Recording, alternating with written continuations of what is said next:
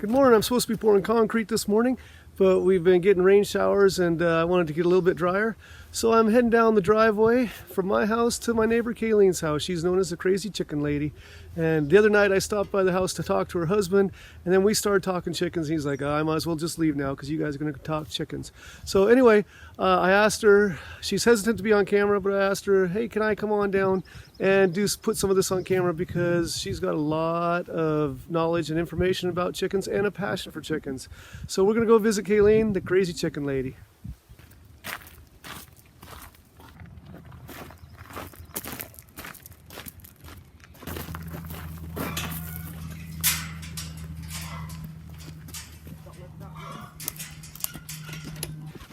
All right, so I made it down here. This is my friend and neighbor, Kayleen, the Crazy Chicken Lady. And she loves to talk chickens. She, like I said, she doesn't like being on camera, but for today she's agreed to. And so I'm gonna stand a little off to the side of the camera, and she's gonna talk with me, and we're gonna gain some information here. All right, thank you, Kayleen. You're welcome. First of all, how many chickens you got going on out here right now? Currently I have just probably a little over 90. A little over 90. Yeah, that's including all the babies, yeah, all my young ones. So how long ago did you start doing chickens? Was it when you moved up here? No, in Okay. 2010. I've been around chickens all my life, but didn't know chickens until I got chickens myself and found out the ins and the outs of them.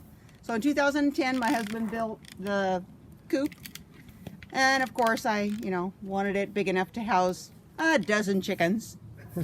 Yeah, I know how that one goes. So for anybody that is thinking of doing chickens, if you fall in love with chickens, always build bigger, because you are going to get more. Because they're very fun, and they're very therapeutic, yeah. And the eggs are added bonus. Okay, so a lot of my people that I talk to are interested on how to make money off of chickens, and I did some videos on that. You don't sell your chickens as much, but you sell a lot of eggs, right? I do sell a lot of eggs. And, yes. What are you getting for your eggs right now? I charge. I get $6 a dozen for them, but that is delivered only. I typically don't have people come up to here because just so far off the beaten path. So I deliver all my eggs. Mostly it's to people in the Vancouver area. So I'm assuming when you go to deliver, you're doing multiple houses at one time. I am doing multiple houses at a time, and I'm killing multiple birds at one time. So I typically do all my egg deliveries, do all my grocery shopping, and any other errands that I need to run while I'm down in Vancouver, just to save time and fuel. Okay. So in a typical week, we were talking about this just a little while ago, but let's do this on camera. How many eggs are you getting in a day, a week, a month? And then what are the factors that influence the laying? So far this year, my best production day was 4 dozen. My peak months are probably February, March, April, May. And then you're getting into the hotter months, and they have a tendency to just slow down. My best month this year, in fact, in the last 10 years, my girls produced 1,153 eggs in a month. 1153. Yeah, and I don't know what that pencils out to in dozen of eggs, but that's a lot of eggs. That is a lot of eggs. and you don't have problems selling all your eggs? I don't. I actually just had a telephone call from a customer. I will not deliver to Portland, but I give him the option of meeting me somewhere in Vancouver, and I just got a telephone call from a lady that loved my ad and said she wants to start buying 10 dozen eggs a month from me and is willing to meet me in Vancouver. So okay, that works out. When you said she liked your ad, where is your ad? I periodically will place my ad on Craigslist. It's a novel, literally, because I like people to know where their eggs are coming from, who's raising the chickens, how the chickens are being raised. So I put all that information in my ad on Craigslist. And right now I currently have it on there just because I have an abundance of eggs right now. So when you talk about raising them and how you feed them and everything, I know we've helped you unload lots of organic hay. or not hay, but grain. Right. So what is your, where do you get it? Why do you get it? How much do you get it for? Okay. I buy my feed. I just found a mom and pop outfit, and they're, but it's called Leo Log Farms, and they are just available Fridays and Saturdays because they are a mom and pop outfit. I get my feed there, non-GMO organic, and I buy it by the ton, so I get a good deal. It's not fun loading and unloading it, but it is what it is. I only have to get it probably twice a year.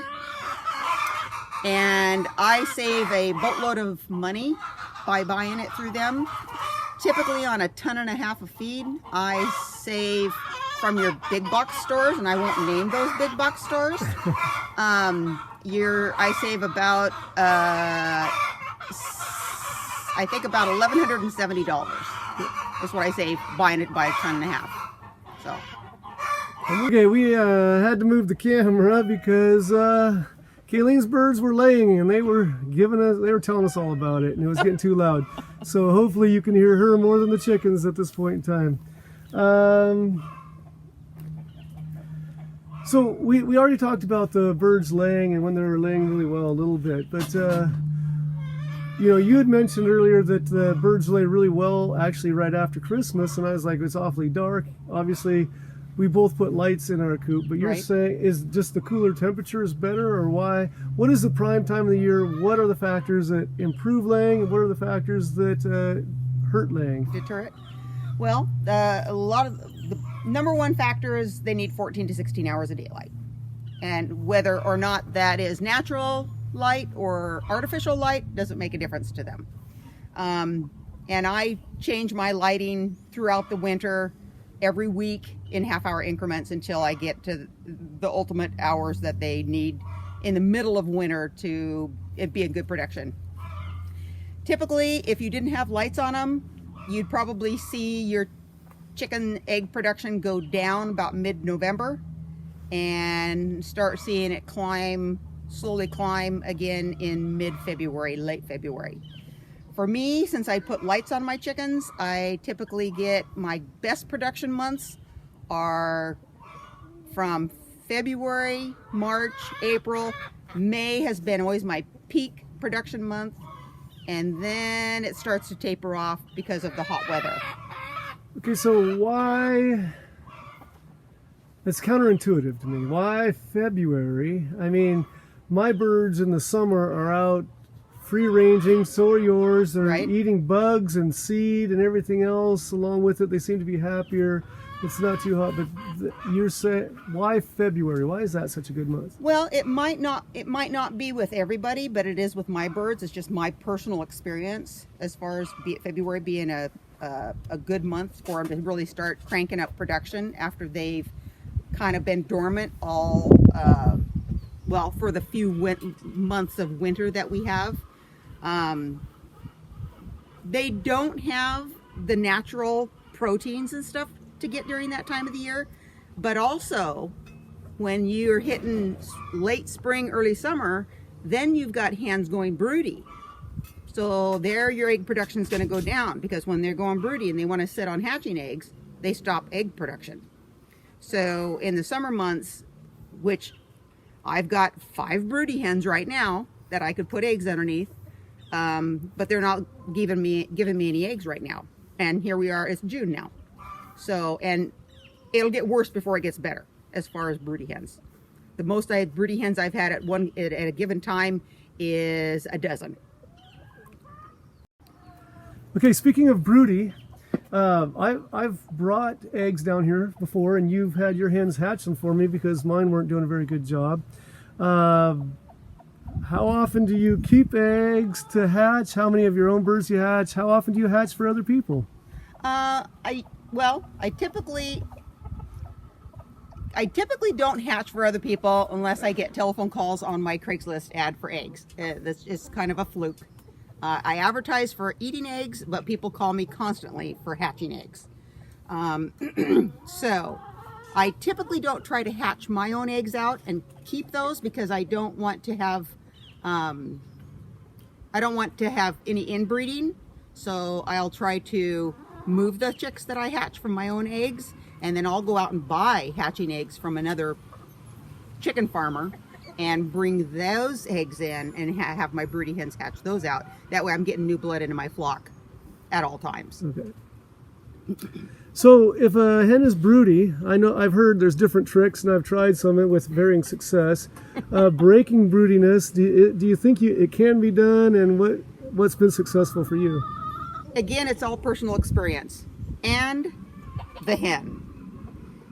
There's some hens that are just prone to broodiness constantly. I've had one hen go broody and raise 4 clutches of chicks in a year. That's how broody she went. She was a great mother. Her hatch rate was good, and she is very diligent about staying on all her eggs until most all of them hatched. But for the most part, I've tried a couple methods to start. They've not really worked that well. And some of these may sound cruel, so I apologize for you if that's the case. But I've actually seen on other YouTube videos where they have taken the hen, because their body temperature elevates to the incubation temperature. So what you can do is actually immerse the chicken, not their head, of course, immerse their body, the majority of their body, in cold water and hold them there for a good while, 5-7 minutes, so their body temperature will rise or will lower again, and then it's a 50-50 chance that it's going to work. I've tried it with a few of my hens. Some it worked, some it didn't work. My only true and tried method is every time I see them in the nesting box, I toss them out. And if I'm consistent with that, and I come out and check my birds pretty frequently during the day if I'm home, I'm tossing them out a dozen times a day. And for some hens that'll work, some hens it won't. So it's just a hit and miss. Okay, so as we're filming here, I'm seeing some birds that probably are a couple months old, maybe. Yep. And so those were hatched out here? Those were hatched out here. I acquired those from a lady that I went to her house to help her because she was having chicken problems. She actually said her chickens were driving her crazy. So I spent a couple of hours with her and told her suggested some helpful, elements to how she can improve the environment that her chickens were being raised in. And she ended up giving me all her eggs that her chickens had hatched that day. So I brought them home. I had a lot of broody hens at that time, so I put 16 eggs underneath them that she gave me, and 9 of them hatched. So it was a kind of a 50-50 hatch rate, or 50% hatch rate. Thanks for joining me on the Flanagan Homestead, where we went to visit my friend Kayleen, the crazy chicken lady. This was part 1 of 5 parts.